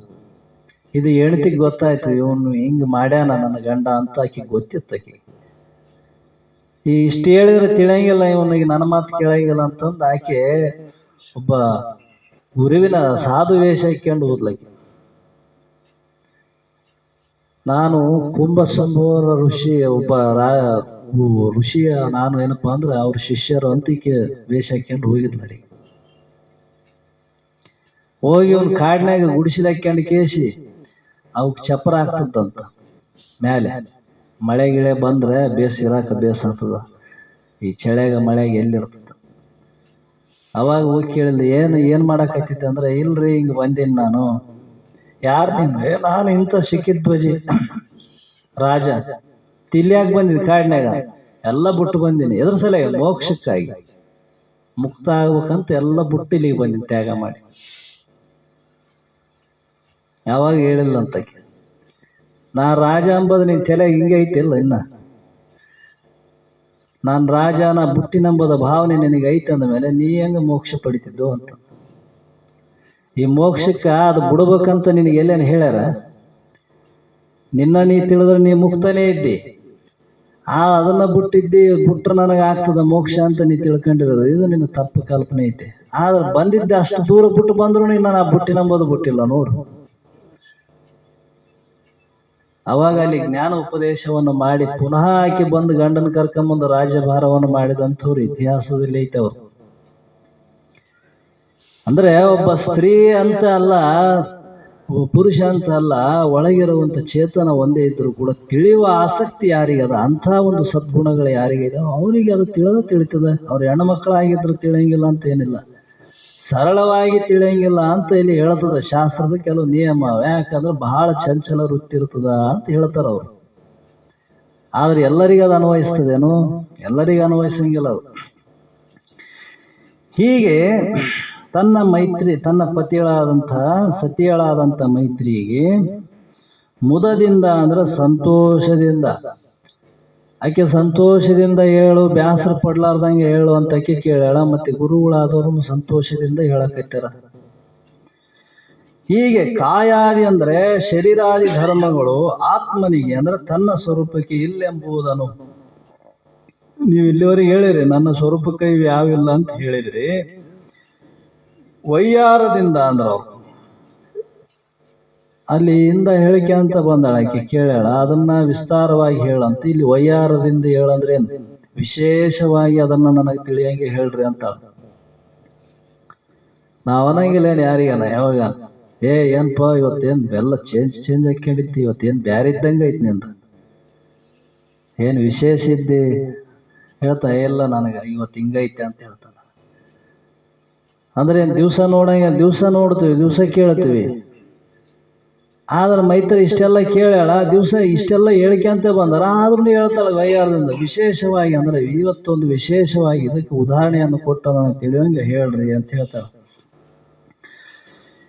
ಹೇಗೆ ಅಂತಂದ್ರೆ ಮುಂದೆ ಹೇಳ್ತಾರ ಅವ್ರು, ಹೆಂಗ ನಿನಗ ಇಲ್ಲ ಅಂತ ಹೇಳ್ತೀನಿ ಕೇಳು ಮೈತ್ರಿ. ನರ ಎಲು ಮಾಂಸ ತೊವಲು ರೋಮವೆನಿಸುವ ಧರೆಯ ಕಠಿಣ ಧರ್ಮ ಐದಿವು ನಿರುತದಿಂದ ಆತ್ಮನಿಗಿಲ್ಲವೆಂದ ಅಬಲೆ ಸುಸ್ಥಿರ ಮತಿಯೋಳು ವಿಚಾರಿಸಿ ನೀನು ಅಂತ ಹೇಳ್ತಾರ ನೋಡ್ರಿ.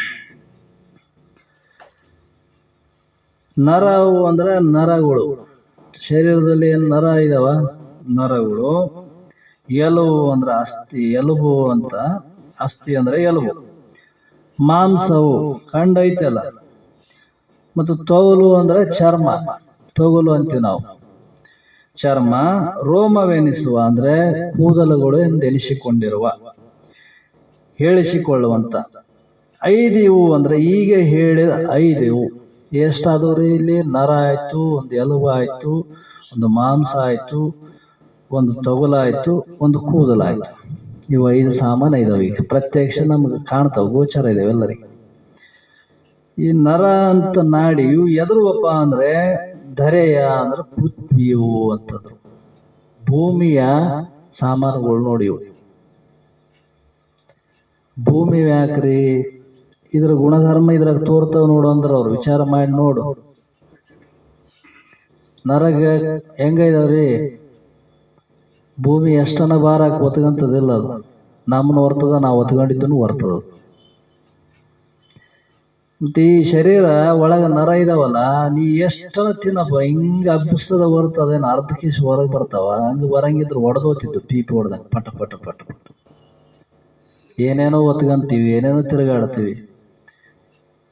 ಹಿಗ್ಗೇವಿಲ್ಲ, ಕಠಿಣ ಧರ್ಮ ಐತಿಲ್ಲ, ಅದಕ್ಕೆ ಎಷ್ಟು ಬಂದ್ರು ಸಹನೆ ಮಾಡ್ತಾವ. ಕ್ವಿಂಟಲ್ ಗಟ್ಲೆ ಚೀಲ ಹೊಡ್ತೀವಲ್ಲ ಶರೀರದ ಮೇಲೆ, ಅರ್ಧವ ಇಲ್ಲ ನರಗಳು. ಯಾಕಂದ್ರ ಅದು ಪೃಥ್ವಿಯ ಗುಣಧರ್ಮ ಅದರಾಗ ಐತಿ. ಹೀಗೆ ಅಸ್ಥಿಯು ಅಂದ್ರೆ ಎಲುಬು. ಈ ಎಲುಬುಗಳು ಇದಾವಲ್ಲ, ಮತ್ತೆ ಎಲುಬು ನೋಡಕ ಸೂಕ್ಷ್ಮ ಇದಾವ, ಅವು ಎಷ್ಟು ಗಟ್ಟಿ ಇದಾವ. ಈ ಶರೀರನು ಒತ್ಕೊಂಡು ತಿರುಗಾಡ್ತಾವ. ತೂಕ ಮಾಡ್ರಿ, ಒಬ್ಬೊಬ್ರು ಶರೀರ 60 kg 70 kg 80 kg ಇರ್ತೀವಿ. ಇಷ್ಟು ವಜ್ಜ ಬರ್ತದ ನೋಡಿದ್ವಿ ಎಲುಬು. ಅಗಲ 12 ತಾಸು ಒತ್ಕೊಂಡು ತಿರುಗಾಡ್ತದೆ ಶರೀರ. ಮತ್ತೆ ಅವು ಏನು ಗಟ್ಟಿ ಇದ್ದಿಲ್ಲ ಅಂದ್ರೆ ದಪ್ಪನ ಬಿದ್ದೋತಿತ್ತು ಹೆಜ್ಜೆ ಇಟ್ಟಾಗ, ಆದ್ರೂ ಒತ್ಕೊಂಡು ತಿರುಗಾಡ್ತದೆ ಶರೀರ. ಕಠಿಣ ಧರ್ಮ. ಭೂಮಿ ಹೆಂಗ ಬರ್ತದ ಅದರಂಗ ಈ ಶರೀರದಲ್ಲಿ ಭೂಮಿಯ ಧರ್ಮಗಳು ಏನಿದಾವ ಅದ್ರ ಎಲಿಬಿನಲ್ಲೇ ಇದಾವ ನೋಡು ಅಂದ್ರು. ಎಲ್ಲ ಎಲಿಬಿ ಮೇಲೆ ನಿಂತವು, ಅವಿಲ್ಲ ಅಂದ್ರೆ ಎಲ್ಲಿ ನಿಂದಿರ್ತದ. ಮಾಂಸವು ಅಂತ ಹೇಳ್ತಾನ. ಮಾಂಸ ಅಂದ್ರೆ ಖಂಡ ಅಂತೀವಲ್ಲ ನಾವು, ಮಾಂಸ ಇರೋದ್ರಿಂದ ಆಯಾ ಭಾಗದಲ್ಲಿ ಏನಿದ್ರು ನಡೀತೀವಿ, ಬರ್ತಾವ. ಇವು ಚರ್ಮ ಅಂದ್ರೆ ತೊಗಲು. ಚರ್ಮ ನೋಡ್ರಿ ಮತ್ತೆ ಎಷ್ಟೆಷ್ಟು ಹೊರ್ತೀವಿ, ಹಿಡಿತೀವಿ, ಏನೇನೋ ಮಾಡ್ತೀವಿ, ಗಟ್ಟಿ ಐತಿಲ್ಲ. ಅರ್ಧ ಹೋಗಿತ್ತಂದ್ರ ಹರಿತದೇನು, ಹುಟ್ಟಿದಾಗಲಿಂದ ಹಿಡಿದು ಸಾಯತ್ತಾನ ಹಂಗೆ ಇರಲ್ಲ. ಇದು ಕಠಿಣ ಧರ್ಮವು. ಇವು ರೋಮವೆನಿಸುವ ಅಂದ್ರೆ ಕೂದಲು ಮೊದಲು ಮಾಡಿಕೊಂಡು, ಈ ಕೂದಲು ಕೂಡ ಏನಪ್ಪಾ ಅಂದ್ರೆ ಕಠಿಣ ಧರ್ಮ ಉಳ್ಳದು ಆಗಿರುವುದರಿಂದ ಇವು ಭೂಮಿಯ ಧರ್ಮಗಳು. ಮತ್ತೆ ಇವೆಲ್ಲಿಗೆ ಹೋಗ್ತಾವ, ಭೂಮಿಗೆ ಸೇರ್ತಾವ. ಲಾಸ್ಟಿಗೆ ಇಡ್ತವೆಲ್ಲ ಭೂಮಿಯಾಗೆಲ್ಲ ಹೋದರಂತ ನೋಡಿ. ಮತ್ತೆ ಎಲ್ಲಿ ಭೂಮಿ ಸಾಮಾನು ಭೂಮಿಗೆ ಸೇರ್ತಾವು. ಹೀಗೆ ಕಠಿಣ ಧರ್ಮವು ಬಿರುಸಾಗಿರುವ ಸ್ವಭಾವವುಳ್ಳವು, ನಿರುತ್ತದಿಂದ ಅಂದ್ರೆ ನೇರವಾಗಿ ಇವು ಆತ್ಮನಿಗಿಲ್ಲವೆಂದು. ಇದು ಎದಕ್ಕಾದವು? ಭೂಮಿ ಸಾಮಾನ್ಯ ಇದಾವ, ಭೂಮಿಗೆ ಸಂಬಂಧ ಇದಾವ ಹೊರತು ನಿನಗ ಇದಾವೇನು? ತಿಳಿಯವನಿಗೆ ಆತ್ಮನಾದಂತ ನಿನಗಿಲ್ಲ. ಆತ್ಮನಿಗೆ ಭೂಮಿಯ ಧರ್ಮ ಭೂಮಿಗೆ ಸಂಬಂಧ ಇದಾವ, ನಿನಗಿಲ್ಲ ಅಂತ ಹೇಳ್ತಾನ. ಹೀಗೆ ಅಬಲೆ ಅಂದ್ರೆ ಸ್ತ್ರೀಯಳೆ ಸುಸ್ಥಿರ ಮತಿಯೋಳು. ಸುಸ್ಥಿರ ಮತಿಯೋಳು ಅಂದ್ರೇನು? ಏಕಾಗ್ರ ಬುದ್ಧಿಯೊಳಗೆ. ಚಂಚಲ ಬುದ್ಧಿಯಿಂದ ನೀ ತಿಳಿದ್ರೆ ಇದು ತಿಳಿಯಂಗಿಲ್ಲ, ತಿಳಿದಂಗ ಆಗ್ತದ ಅಷ್ಟೇ. ಎದ್ದುವರೆಗೂ ಹೋದ್ರೆ ಕಿತ್ಕೊಂಡು ಹೋಗ್ತದೆ ಎಲ್ಲೋಟು. ತಿಳಿದಂಗ ಆಗೋದು ಬೇರೆ, ತಿಳಿಯೋದು ಬೇರೆ. ತಿಳಿದಂಗ ಆಗ್ಬೇಕಾಗಿತ್ತು, ತಿಳಿದಂಗ ಆಗ್ತದ. ತಿಳಿದ ಮೇಲೆ ಮತ್ತೆ ಉಳಿತದೇನೋ? ಉಳಿಯಂಗಿಲ್ಲ. ಅದು ಉಳಿಬೇಕಾಗಿತ್ತಂದ್ರೆ ಅದು ಸುಸ್ಥಿರ ಬುದ್ಧಿಯೋಳು, ಏಕಾಗ್ರ ಬುದ್ಧಿಯಿಂದ ನೀ ಆಲಿಸಿದ್ವು ಅಂತ ಹೇಳ್ತಾನ. ಮತಿಯೋಳು ವಿಚಾರಿಸು, ನಿನ್ನೊಳಗ ನೀ ವಿಚಾರ ಮಾಡಿ ನೋಡು ಅಂತ ಹೇಳ್ತಾನ. ಮತ್ತೆ ಸಲೆ, ಮೂತ್ರ, ಪಿತ್ತ, ರೇತೋ, ರಕ್ತ, ಕಫವೆಂಬ ಜಲದ ದ್ರವ ಅಂಶದ ಗುಣ 5 ಲಲಿತಾಂಗಿ ನಿರ್ಮಲ ಆತ್ಮನಿಗಿಲ್ಲವೆಂದು ನೀನು ಅಲಗಮತಿಯೊಳು ಅವಧರಿಪುದು. ಒಂದೊಂದು ನುಡಿಗೆ ಒಂದೊಂದು ಮಾತು ಬರೆದಾರ ಮೈತ್ರ ದೇವಿ. ಇವೆಲ್ಲ ಲಕ್ಷಣ ಹೇಳ್ತಾರ ಅವರು. ಸಲೆ ಅಂದ್ರೆ, ಏ ಮೈತ್ರಿ ಕೇಳು ಚೆನ್ನಾಗಿ, ಮೂತ್ರ, ಪಿತ್ತ, ರೇತೋ, ರಕ್ತ, ಕಫ ಎಂಬ ಇವು 5 ಇದಾವ. ಇವು 5ರಲ್ಲಿ ಏನಾಯ್ದಾವ? ದ್ರವಾಂಶ ಐತಿಲ್ಲ. ದ್ರವ ಅಂದ್ರೆ ಹರಿದಾಡ್ತದಿಲ್ಲ. ರಕ್ತ ನಿಂತಲ್ಲೇ ನಿಂತದ, ಹೊರಗೆ ಹೋಯ್ತು ಹರಿದಾಡಂಗಿಲ್ಲ. ದ್ರವಾಂಶ, ನೀರಿನ ಅಂಶ ಐತಿ ನೋಡು. ಹೀಗೆ ಉಳ್ಳಂತ. ಮತ್ತು ಪಿತ್ತ ಅಂದ್ರೆ ವಾಂತಿಯಲ್ಲಿ ಹೆಚ್ಚಾಗಿ ತೋರುವ ರಸವು.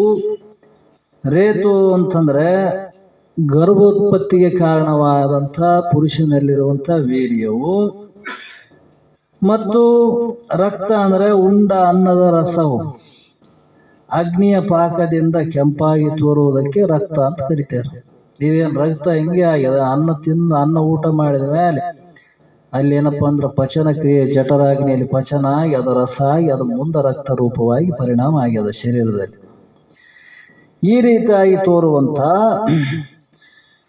ಹೀಗೆ ಅದಕ್ಕೆ ಕಫವೆನ್ನುವರು. ಅಂದ್ರೆ ಈ ಕಫ ಎಲ್ಲಿ ಆಗ್ತದ್ರಿ? ಶೀತ ಭಾಳ ಚಳಿಯಿಂದ, ನಗಡಿಯಿಂದ ಕಫ ಗಟ್ಟದ ನೋಡ, ಅದಕ್ಕೆ ಕಫ ಅಂತ ಕರೀತಾರೆ. ಇವೆಲ್ಲವೂ ಜಲದ ದ್ರವಾಂಶದ ಗುಣ 5. ಜಲದ ಅಂದ್ರೇನು? ನೀರಿನ. ಇದರ ಗುಣಧರ್ಮವು ಇದ್ರಾಗ ಇದಾವ ನೋಡಿ. ನೀರಿನ ಗುಣಧರ್ಮ ಏನಿದಾವ ಅವೆಲ್ಲವೂ ಇದ್ರಾಗ ಇದಾವ. ಅಂದ್ರೆ ಇವು ಯಾರ ಸಾಮಾನು? ಅದು ನೀರಿನ ಸಾಮಾನು, ಜಲದ ಸಾಮಾನು ಇದಲ್ಲ, ಜಲ ತತ್ತುದು ನೀನು ಇದಾವೇನು ಇದ್ರಾಗ? ನಾ ಅಂತಿದ್ದಿ ಶರೀರ. ಅದಕ್ಕೆ ಹೇಳ್ತಾರ ಅವರು, ಗುಣ 5 ತಿಳಿ. ಲಲಿತಾಂಗಿ ನಿರ್ಮಲ ಆತ್ಮನಿಗಿಲ್ಲವೆಂದು. ಇಲ್ಲಿ ಬರೇ ಆತ್ಮ ಅಂತ ಹೇಳಿ ನಿರ್ಮಲ ಅಂತ ಹೇಳ್ಯಾರ. ಇವು ಇದ್ರ ಮಲಮಯ ಇದಾವ. ಇವೇನು ಚಲೋ ಸಾಮಾನ್ಯ ಇದಾವೇನು? ಯಾರನ್ನ ಮನೆಗೆ ಇಟ್ಕೊಂತಾರೆ ಇವ್ರನ್ನ? ರಕ್ತ, ಕಫ, ಮಲ, ಮೂತ್ರ ಯಾರು ಮನೆಗೆ ತಂದು ಇಡ್ತೀವೇನು? ನೋಡಿದ್ರೆ ಏಸಿಗೆ ಬರ್ತದೆ. ಇಂಥ ಏಸಿಗೆ ಮಯವಾದಂಥ ಶರೀರ ಅದ. ಈ ಶರೀರಕ್ಕೆ ವಿಲಕ್ಷಣ ಇರುವಂಥವನು ಆತ್ಮ ನಿರ್ಮಲ ಇದಾನ. ಆ ಸ್ವರೂಪ ನಿಂದೈತಿ. ಈ ಮೂತ್ರಮಯವಾಗಿರುವಂಥ ಮಲಮಯವಾದಂಥ ದೇಹನ ಅಂತಿದ್ದಿ ಅಂದ್ರೆ ಇದು ಆತ್ಮನ ಧರ್ಮ ಅಲ್ಲ ಅಂತ ಹೇಳ್ತಾನ. ನಿರ್ಮಲ ಆತ್ಮನಿಗಿಲ್ಲವೆಂದು ನೀನು ಅಲಘಮತಿಯೊಳು ಅವಧರಿಪುದು. ನೀನು ಇಂದ ಸುಸ್ಥಿರ ಮತಿ ಅಂದ್ರು, ಇವ್ರು ಅಲಘಮತಿ ಅಂತಾರೆ. ಮತ್ತೆ ಅದೇ ಇಲ್ಲಿ ಶಬ್ದ ಬೇರೆ ಪ್ರಯೋಗ ಮಾಡ್ಯಾರ ನೋಡು. ಅಲ್ಲಿ ಅಲಘ ಅಂತ ಯಾಕನ್ನಲ್ಲ, ಇಲ್ಲಿ ಸುಸ್ಥಿರ ಅಂತ ಹೇಳಿದ್ರು ಅವರು. ಅಲ್ಲಿ ಏಕಾಗ್ರತೆಯಿಂದ ಕೇಳಬೇಕು ಅಂತ ಹೇಳಿದರು. ಆ ಏಕಾಗ್ರತೆ ನಿನ್ನಲ್ಲಿ ಬರಬೇಕಾಗಿತ್ತು ಅಂದ್ರೆ ಸುಮ್ಮನೆ ಬರ್ತದೆ ಏಕಾಗ್ರತೆ? ಕುಂತಲ್ಲಿ ಕುಂದ್ರ ಒಂದು ತಾಸು ಅಂದ್ರೆ ಕುಂದ್ರಕ್ಕಾಗವಲ್ದು. ಶರೀರ ಕುಂತ್ರು ಮನಸ್ಸು ಕುಂದ್ರಂಗಿಲ್ಲ.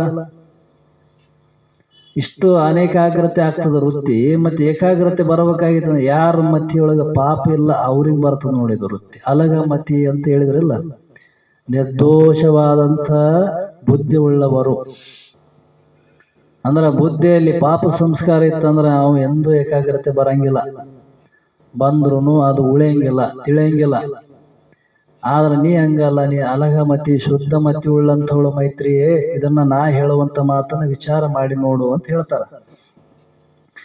ಈ ರೀತಿಯಿಂದ ತಿಳಿ. ಮತ್ತು ವನಿತಾ ಸಂಗತಿ ಕ್ಷುದೆ ತೃಷ್ಣೆ ನಿದ್ರಾ ಆಲಸ್ಯ ಎನಿಸುವ 5 ಉಷ್ಣದಾಂಶ ಅನಲನ ಗುಣ ನೀ ಆತ್ಮನಿಗಿಲ್ಲವೆಂದು ಮಾನಿನಿರನ್ನೇ ತಿಳಿ ಮನದೊಲವೆಂದೇ ಅಂತ ಹೇಳ್ತಾನೆ. ವನಿತಾ ಸಂಗತಿ ಅಂದ್ರೆ ಸ್ತ್ರೀ ಪುರುಷರ ಸಂಘ ಅಪೇಕ್ಷೆ ಆಗ್ತದಲ್ಲ, ಸ್ತ್ರೀಗಾಗಲಿ ಪುರುಷಗಾಗಲಿ ಅದು ಅಪೇಕ್ಷೆ ಆಗ್ತದಲ್ಲ. ಇದು ಯಾಕೆ ಆಗ್ತದದು? ಅಗ್ನಿಯ ಗುಣಧರ್ಮ ನೋಡೋದು. ಅಗ್ನಿಯ ಗುಣಧರ್ಮದಿಂದ ಹಂಗ ಆ ಕಾಮ ಉತ್ಪತ್ತಿ ಆಗ್ತದ ಅಂತ ಹೇಳ್ತಾರ. ಸುಮ್ಮನೆ ಆಗಂಗಿಲ್ಲ, ಎಲ್ಲೋಸು ನಡಿಬೇಕಾದ್ರೆ ಕ್ರಿಯೆ ಇದಾವೆ. ಮತ್ತು ಕ್ಷುದೆ ಅಂದ್ರೆ ಹಸು. ಯಾವಾಗ ಅಗ್ನಿ ದಳ ಅಂತ ಬರ್ಕೊಂಬಂದಾರಲ್ಲ ಶಾಸ್ತ್ರ ಒಯ್ಯವು. ಈ ರೀತಿಯಿಂದ ಕ್ಷುದೆ ಅಂದ್ರೆ ಹಸಿವಾಗುವುದು, ತೃಷ್ಣೆ ಅಂದ್ರೆ ನೀರಡಿಕೆ, ನಿದ್ರಾ ಆಲಸ್ಯ ನಿದ್ರೆ ಬರ್ತದೆ ನೋಡು. ನಿದ್ದೆ ಬಹಳ, ಯಾವಾಗ ಉಷ್ಣಾಂಶ ಬಹಳ ಆಯ್ತು ಅಂದ್ರೆ ಆಲಸ್ಯ ನಿದ್ದೆ ಬಂದ್ಬಿಡ್ತದೆ. ಇವು ಎನಿಸುವ 5 ಈ ರೀತಿಯಿಂದ ಹೇಳಿಸಿಕೊಳ್ಳುವಂತ 5 ಉಷ್ಣದಾಂಶವು ಅಂದ್ರೆ ಬೆಂಕಿಯ ಗುಣಧರ್ಮ. ಅನಲನ ಅಂತಂದ್ರಲ್ಲ ಗುಣ, ಇದು ಯಾರ ಗುಣಧರ್ಮ ಇದಾವು?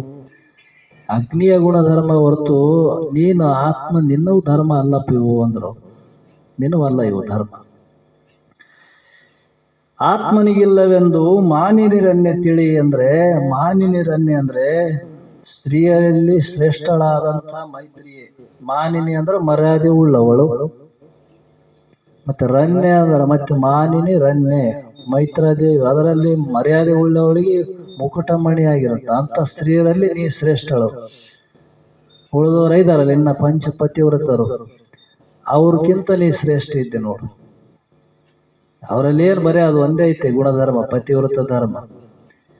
ಮತ್ತೆ ಪತಿವ್ರತ ಸುಮಾರು ಏನ್ರಿ ಅಂದ್ರೆ ಅದು ಮಾಡೋದು ಕಷ್ಟ ಐತಿ. ಈ ಕಲಿಯುಗದಾಗ ಎಲ್ಲಿ ಸಿಗಬೇಕು ಅಂತವ್ರು? ಎಲ್ಲಾರ ಪತಿವ್ರತೆ ಅಂದ್ರೆ ಸುಮ್ಮನೆ ಹುಡುಗಾಟಿಗೆ ಏನದ ಮಾತು.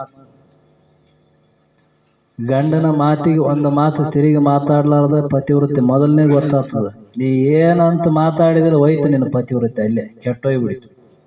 ಏನು ಎದಕ್ಕಂತ ಕೇಳಿ ಅಲ್ಲೇ ಕೆಟ್ಟಿತು. ಅಲ್ಲಿ ಒಂದೇ ಲಕ್ಷಣ ಅದು ಹೇಳ್ಕೊಂಬಂದಾರ ಅವ್ರು. ಮಾತಾಡಬೇಕಾದ್ರೆ ಗೊತ್ತಾಗ್ತದೆ. ಇನ್ನ ಗಂಡನೇ ಪರಮಾತ್ಮ, ಗಂಡನೇ ದೇವರು ಅಂತ ನಿತ್ಯಾಕಿ ಪತಿವ್ರತ ಧರ್ಮದಲ್ಲಿ ಬರ್ಕೊಂಬಂದಾರ ಅವರು. ಹಿಂಗಿರಬೇಕು ಒಬ್ಬ ಸ್ತ್ರೀಯ ಗೃಹಸ್ಥ ಆಶ್ರಮದಲ್ಲಿ ಅಂತ. ಗಂಡನ ಜೊತೆಗೆ ಹೆಂಗ ವ್ಯವಹಾರ ಇರಬೇಕಂತ. ಏನಪ್ಪ ಗಂಡ ಅಂದ್ರೆ ಆ ಮೊದಲು ದೇವ್ರು ನೋಡು, ಆಮೇಲೆ ಉಳಿದ ದೇವ್ರ ಪೂಜೆ ಮಾಡು. ಮೊದಲು ನಿನ್ನ ಗಂಡನ ಪೂಜೆ ಮಾಡಿ ಆಮೇಲೆ ಬೇರೆ ಮಾಡ್ಬೇಕಂತ ಶಾಸ್ತ್ರ ಹೇಳ್ತದೆ ಪತಿವ್ರತೆಗೆ.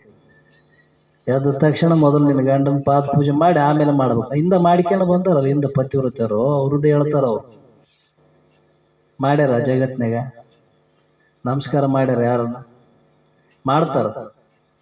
2 ಸಲ ಜೀವನದಾಗ 2 ಸಲ ನಮಸ್ಕಾರ ಮಾಡ್ತಾರೆ ಹೆಣ್ರು. ಒಂದು ತಾಳಿ ಕಟ್ಟಿದಾಗ ಮಾಡಿರ್ತಾರ, ತಿರುಗಿ ಒಮ್ಮೆಲೆ ಗೂಟಕ್ಕೆ ಬಡ್ದಾಗ ಮಾಡ್ತಾರ ನೋಡು, ಅಷ್ಟೇ. ಅವ್ 2 ಟೈಮ್ ಬಿಟ್ರೆ ಆಯ್ತು, ಹೊಂಟ್ತಿದ್ ಈ ಕಡೆ. ಇವ್ರಿಗೆ ಪತಿವ್ರತ ಅನ್ನಬೇಕು? ಶಾಸ್ತ್ರ ಹೇಳ್ತದ ಹಂಗ. ಇದು ಪತಿವ್ರತ ಧರ್ಮ ಏನಿದು? ಹಂಗ ಓದ್ತದ, ಹಂಗ ವಿಚಾರ ಮಾಡಿದ್ರ. ಆದ್ರೆ ಇಲ್ಲಿ ಹೇಳ್ತಾರ ಮೈತ್ರಿ ನೀನು ಶ್ರೇಷ್ಠಳಾದಂಥವಳು, ಎಲ್ಲರಿಗೆ ಅನ್ವಯಿಸಂಗಿಲ್ಲ ಅದು ಅಂತ ದೃಷ್ಟಾಂತ ಹೇಳ್ತಾರ. ಈಗ ಸಮಯ ಆಗ್ಯದ, 5 ನುಡಿ ಆಗ್ಯಾವ. ಮುಂದಿನ ವಿಚಾರ ನಾಳೆಗೆ ಮುಂದುವರ್ಸೋಣ.